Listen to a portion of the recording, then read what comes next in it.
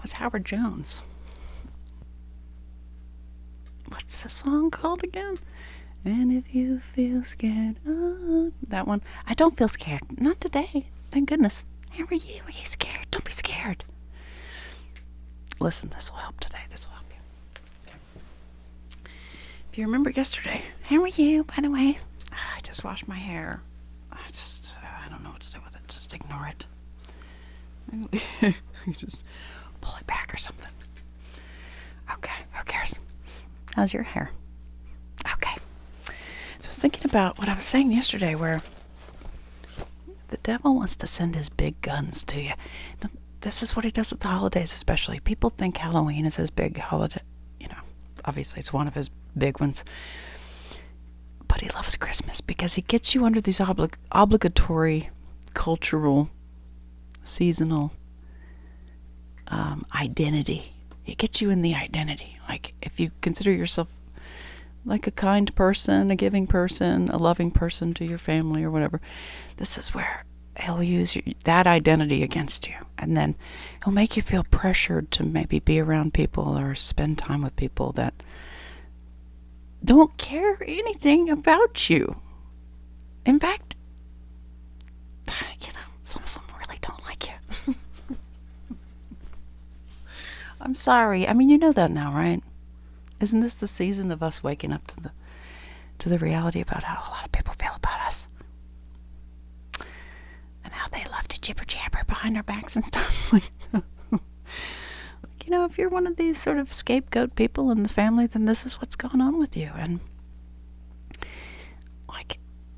I would relate with you if you are somebody who's a creative person, whose family is more conservative, and if you have always felt like you've had to stay in the box and not be too weird or whatever, even though you were sort of born to be weird. This is the season. 'Tis the season. 'Tis the season for the devil to mess with your mind and use your identity against you. He wants you to feel obligated because, you're a good person, right? You're a Christian, right? Aren't Christians supposed to do X, Y, and Z? Okay. So here, let me go back in my notes here because I want to talk about this trifecta. It's like another triangle. It's like it's a different triangle than the one he usually uses, Which, by the way, the Trinity is the ultimate triangle. That's the Father, the Son, the Holy Spirit. The devil's always just mocking and mimicking God. He's always trying to copy God. Anyway, so sort of your basic. He loves his triangles for some reason. He loves pyramids. He just has a preference for those kind of things.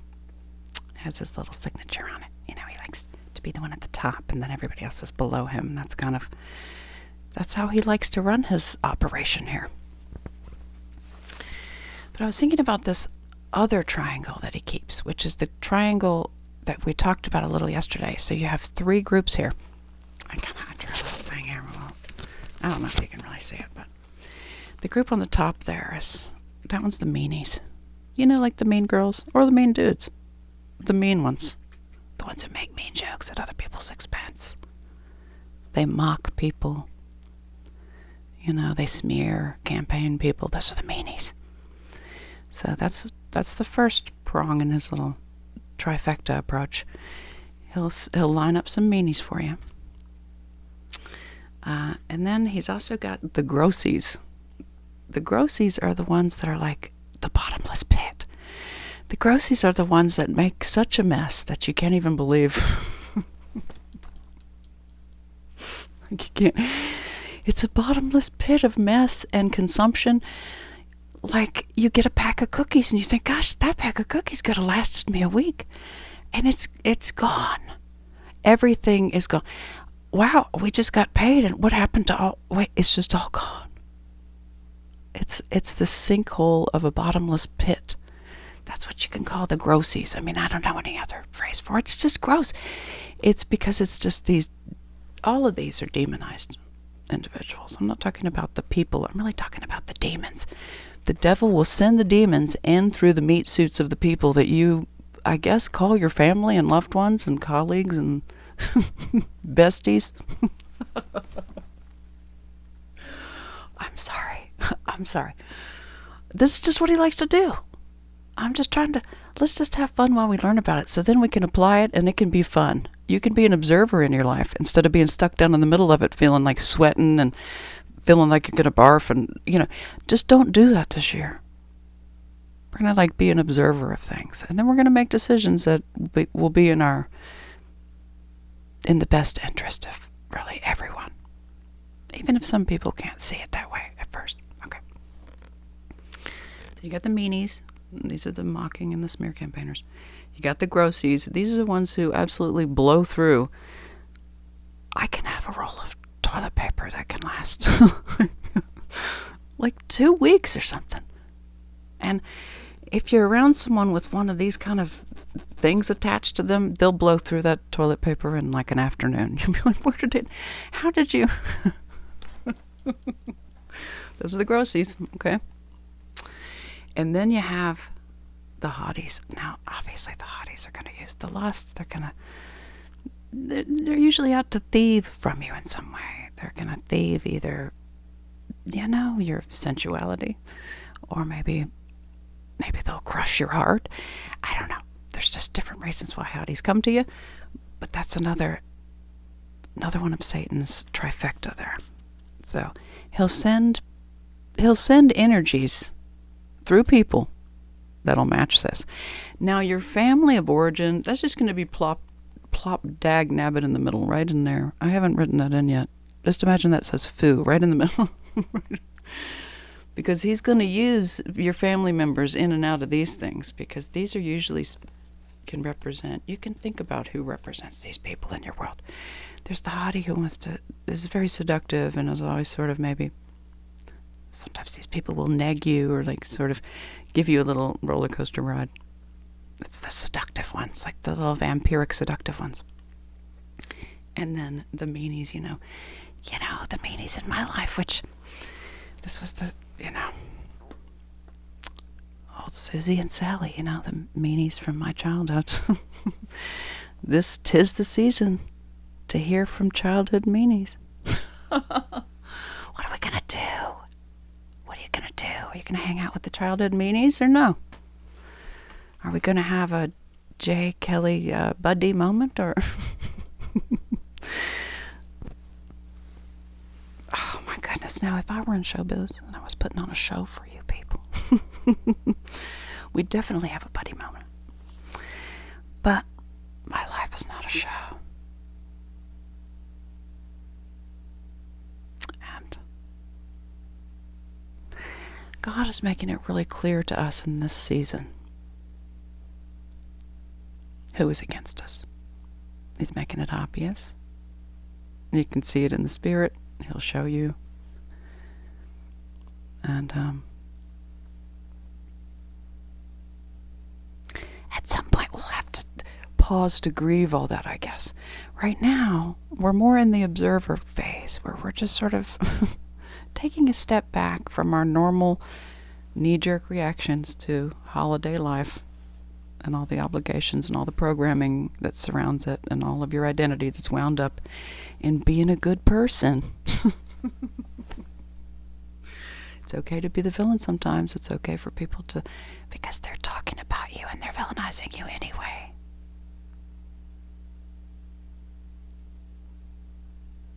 Not everyone.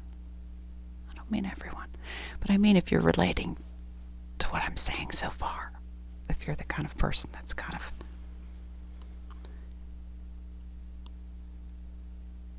maybe dreading family events, maybe you're the kind of person that gets picked on, you have to sort of try to keep your mouth shut or try not to make waves.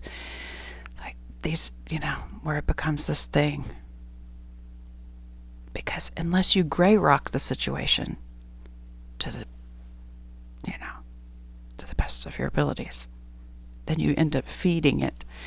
And you never change these people's perspective on you. They're very highly invested in seeing you in a certain way. They're personally invested, and sometimes even financially invested, in seeing you a certain way. So there's no point in trying to change their perspective of you, right? I think we've learned that along the way somewhere. And a lot of us have just learned to sort of grin and bear it and just kind of manage to just look on the bright side of things and manage to have fun and be grateful. You know, that's been the spirit.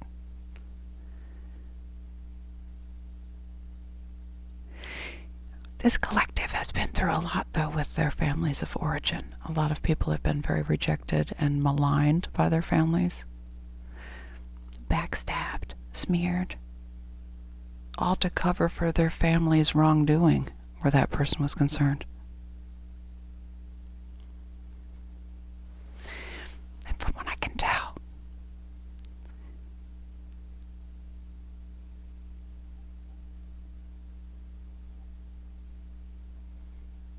the things people thought were being done in the dark were being observed.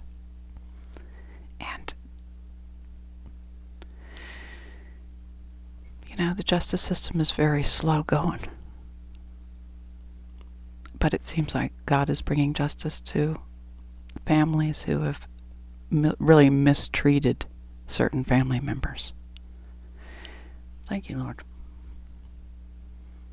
And you're going to probably have a lot of mixed feelings about that.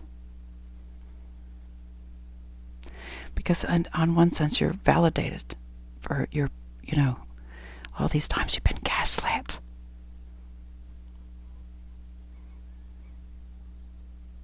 But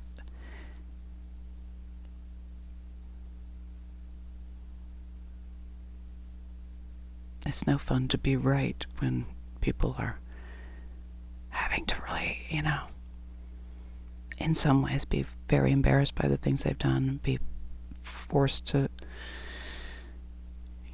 be confronted with the things they've done, especially if they've lied about things. I mean, I think that's always, it just makes it worse. When you have an opportunity to tell the truth, don't wait until somebody just lays out a buffet of evidence before you,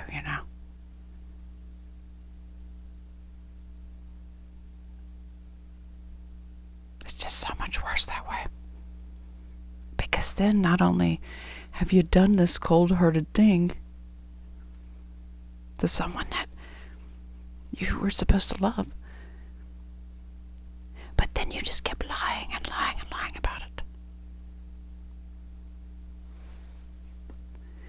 So a lot of God's children have had to cope, especially God's little weirdo creative children. We've had to cope with, number one, the world. The world's not been very nice to us, We have a lot of meanies in our lives.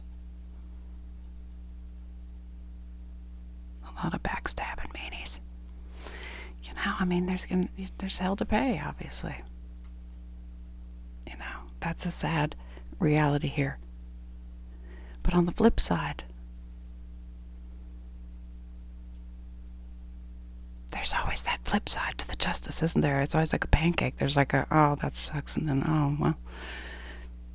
There's just always that thing. That's the duality of it. Anyway. So, be on the lookout for the foo issues. Some of us are,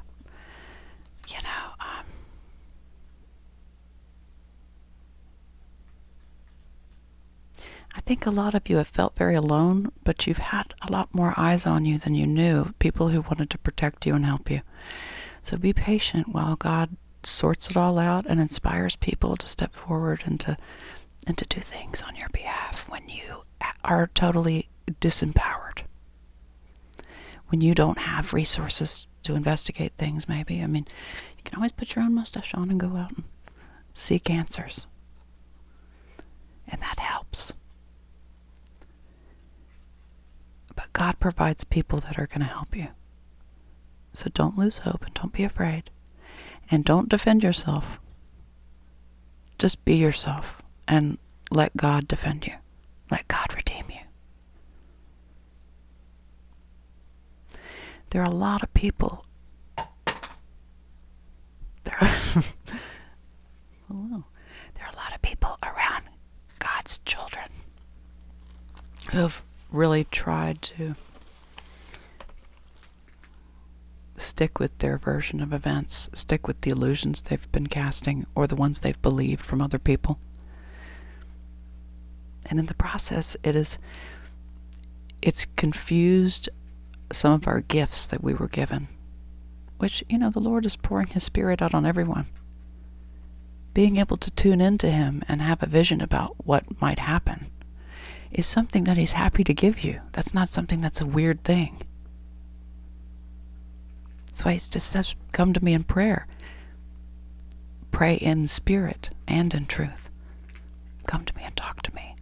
And let me give you visions. Let me show you things.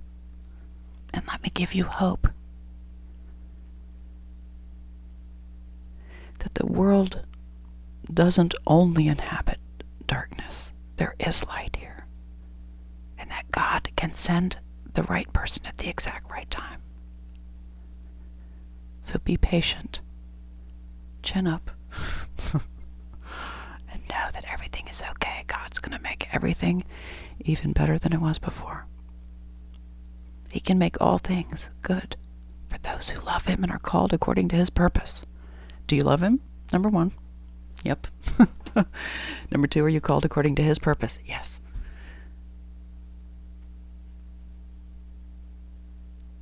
There's a lot of pet noise out there.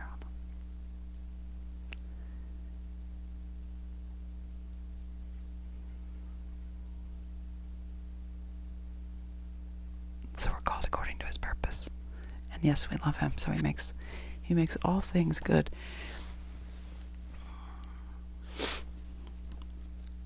And really the secret to your own vindication is just to focus on what He puts in front of you and to not let the devil distract you with games people are playing, with ways they just hate you or whatever, with ways they want to snap a picture of you, make fun of you and mock you. Like whatever it is they want to do, just ignore it. It doesn't matter. That's all the ego anyway. It's all, anytime you start worrying about what people are going to say about you, that's just your ego. And it's going to be prickly. You're going to get your little feelings hurt because of that ego. That's the part of the I think, I feel. That's the soulish part of us that gets all wounded by each other because we're scared. We get scared at heart. The Lord knows your frame. He says you're just your frame. The thing you're housed in, that is also now His temple, it's just dust. It's like made of dust. This is a dirt body. It's a dirt body. And He knows that. So He knows not to weigh you down too much. And He's not going to put anything on your plate that you can't handle. So if it's on your plate, you can handle it. Okay?